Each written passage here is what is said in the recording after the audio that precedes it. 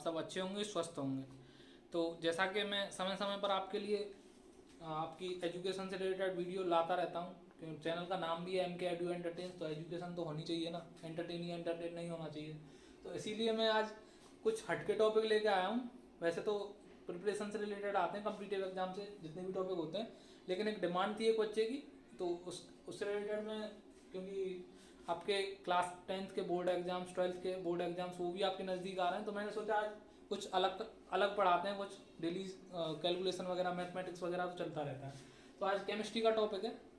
तो केमिस्ट्री हिंदी में रसायन विज्ञान, हिंदी वालों के लिए, जो भी आपके हिंदी माध्यम से हैं तो उनके लिए आपका रसायन विज्ञान। और ये चैप्टर 4 है आपका एनसीईआरटी का। और बहुत सारे जो बोर्ड हैं उनमें एनसीईआरटी की बुक्स ही चलती हैं, तो सब में चैप्टर 4 ही होगा। और ये थोड़ा प्रॉब्लम करता है बच्चों के लिए, carbon and its compound, carbon और उसके यौगिक। तो इस चैप्टर को हमें स्टार्ट करेंगे इस वीडियो में, और उसके बाद आईयूपीएसी नोमेनक्लेचर जो होता है, कैसे आपका नोमेनक्लेचर करते हैं, कार्बन की क्या प्रॉपर्टी होती हैं, फंक्शनल ग्रुप क्या होता है, होमोलोगस सीरीज क्या होती है, ये पहले छोटी छोटी चीज़ों से बात स्टार्ट करेंगे और उसके बाद हम आगे जाएंगे। तो सबसे पहले केमिस्ट्री में अगर आपको पढ़ना है तो कार्बन तो दूर की बात है, कार्बन तो आपकी दूर की बात है। सबसे पहले आपको आना चाहिए एटॉमिक नंबर, क्योंकि एटॉमिक नंबर नहीं आता आपको, पता नहीं है एटॉमिक नंबर, एटॉमिक मास नहीं भी पता होने से आपका एक दो चैप्टर में काम चल सकता है, लेकिन एटॉमिक नंबर तो आपको पता होना चाहिए, क्योंकि without atomic number you cannot know what is the valency of that element, what is the oxidation state of that element। तो उसके रिगार्डिंग मैं सबसे पहले आपको रिवाइज करवा देता हूँ, बहुत सारे बच्चों को आता भी होगा आपका वेलेंसी वगैरह निकालना, और एटॉमिक नंबर भी याद होंगे। तो इधर में लिखूंगा एलिमेंट, इधर में लिखूंगा आपका एलिमेंट। आपको कम से कम 20 तक तो याद होनी चाहिए, जब भी आपका काम चलेगा इस चैप्टर में, नहीं तो आपको ऐसा लगेगा कि ऊपर से जा रहा है सब कुछ टाइम बाद। तो ये एलिमेंट हो गया, ये आपका सिंबल हो गया, सिंबल SYMB, इतना ही लिख के छोड़ देते हैं। ये आपका एलिमेंट, ये आपका सिंबल, और ये आपका इसका एटॉमिक नंबर परमाणु।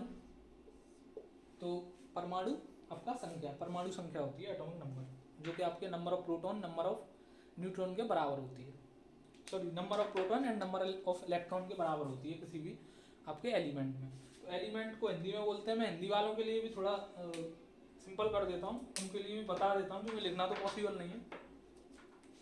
तो एलिमेंट होता है तत्व, सिंबल होता है उसका जिससे डिनोट करते हैं उसको, क्या बोलेंगे, चिन्ह बोल सकते हैं। और एटॉमिक नंबर आपका हो गया परमाणु संख्या, ऐसे ही एटॉमिक मास होता है परमाणु भार। तो सबसे पहले 1 नंबर पे देख लेते हैं हम, एलिमेंट होता है 1 नंबर पे, जो एलिमेंट होता है वो आपका होता है हाइड्रोजन। एक हाइड्रोजन होता है, हाइड्रोजन हिंदी वाले हिंदी में लिख लेंगे हाइड्रोजन। सिंबल आपका हो गया H, सिंबल आपका H हो गया। एटॉमिक नंबर ही है, एक नंबर लिखने की जरूरत भी नहीं, इसको थोड़ा इधर ही लिख देते हैं। एटॉमिक नंबर आपका 1 हो गया, और हाइड्रोजन में थोड़ा इधर लिख देता हूँ, ये आपका हाइड्रोजन हो गया, एक हाइड्रोजन हो गया। 2 पे हीलियम होता है, हीलियम जल्दी जल्दी थोड़ा देख लेते हैं, क्योंकि ये इस चैप्टर का पार्ट नहीं है, ये आपने 9th क्लास में पढ़ाई होगा, अगर जो 10th वाले हैं तो उनको पता होता है। 2 पे हीलियम हो गया, 2 पे हीलियम। 3 पे आपका एक हाइड्रोजन, 2 हीलियम, 3 पे बेरिलियम। 3 लिथियम होता है, 4 पे बेरिलियम, 5 पे बोरोन। 3 लिथियम, तो लिथियम हो गया आपका Li, और आपका 3 नंबर हो गया। 4 पे बेरिलियम, बेरिलियम Be, 4 पे। एक हाइड्रोजन पता होता है सबको, याद भी कर सकते हो यहीं साथ में ही। एक हाइड्रोजन, 2 हीलियम, 3 लिथियम, 4 बेरिलियम, 5 पे बोरोन, 5 पे बोरोन। मैं आपको 30 तक लिखवा दूंगा, बाकी आप 20 तक तो याद रखें ही रखें, जब भी आपका इस चैप्टर में काम चलेगा, नहीं तो कोई मतलब नहीं है पढ़ाने का। बोरोन 5। 6 पे आपका कार्बन होता है, जिसके बारे में कार्बन ही चैप्टर का नाम है, इसी के बारे में डिटेल में स्टडी करेंगे। 6 कार्बन, 6 कार्बन हो गया C। 7 आपका होता है नाइट्रोजन, 7 नाइट्रोजन, नाइट्रोजन हिंदी वाले हिंदी में लिख लेंगे, और सिंबल तो आपको हिंदी में लिखने की जरूरत नहीं है, इंग्लिश में लिखूँ। नाइट्रोजन N हो गया। और सिंबल आपको ये पता है कहाँ से आए हैं, ये निकल के आए आपके लैटिन जो लैंग्वेज है उससे निकल के आए हैं सिंबल।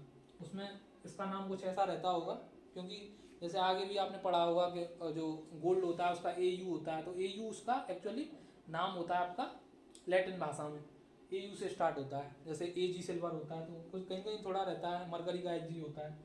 नाइट्रोजन का N हो गया 7, हमें तो इतना दूर जाने की जरूरत नहीं है, ये आपका हो गया 7 तक, तो 7 तक आप नोट करें।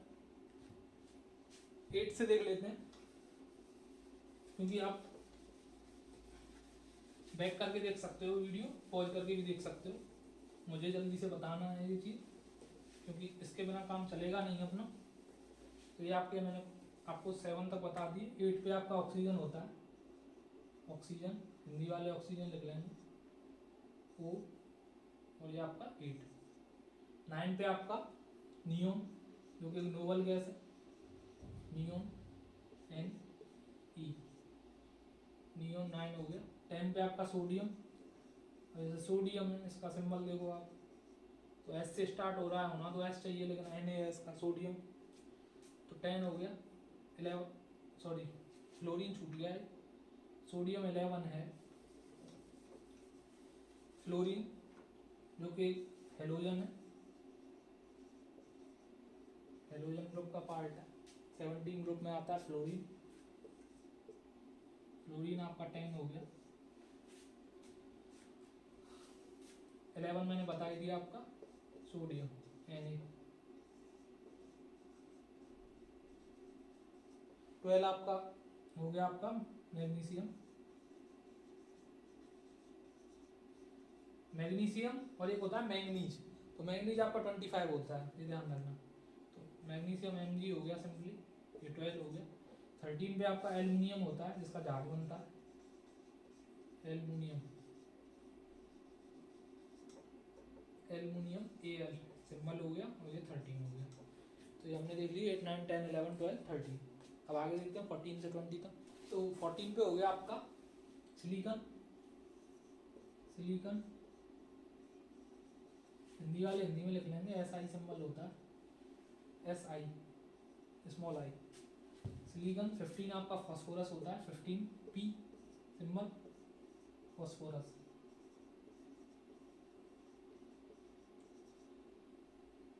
16 आपका होता है सल्फर, S,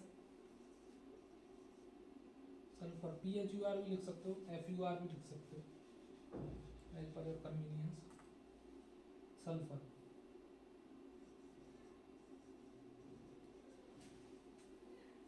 सेवनटीन आपका होता है क्लोरीन, क्लोरीन Cl, ये भी हेलोजन ग्रुप का एलिमेंट है, क्लोरीन CHLORIN,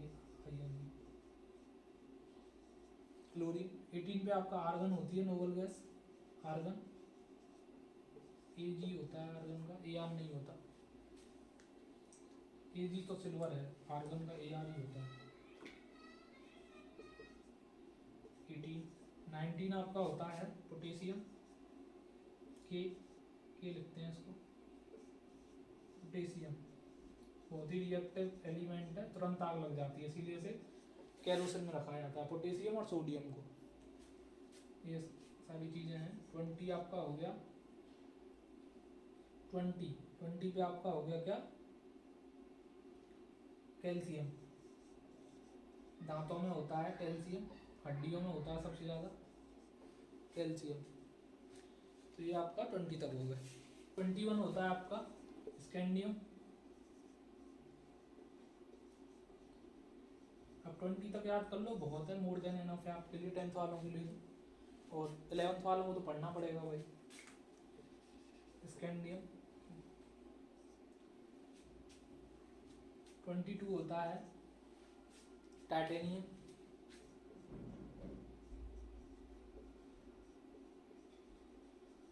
Ti। 23 होता है वेनेडियम, V। 24 होता है आपका क्रोमियम,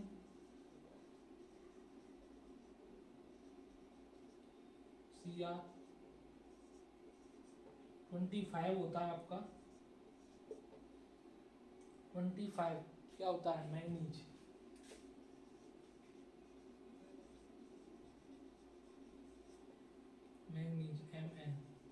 क्या होता है, मैंगनीज।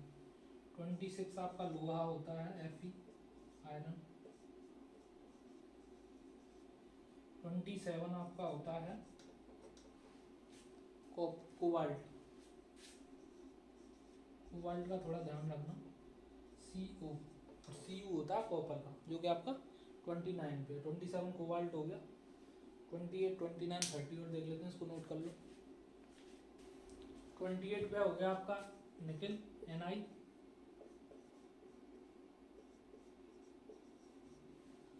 29 पे आपका कॉपर हो गया, अभी बताया था कॉपर।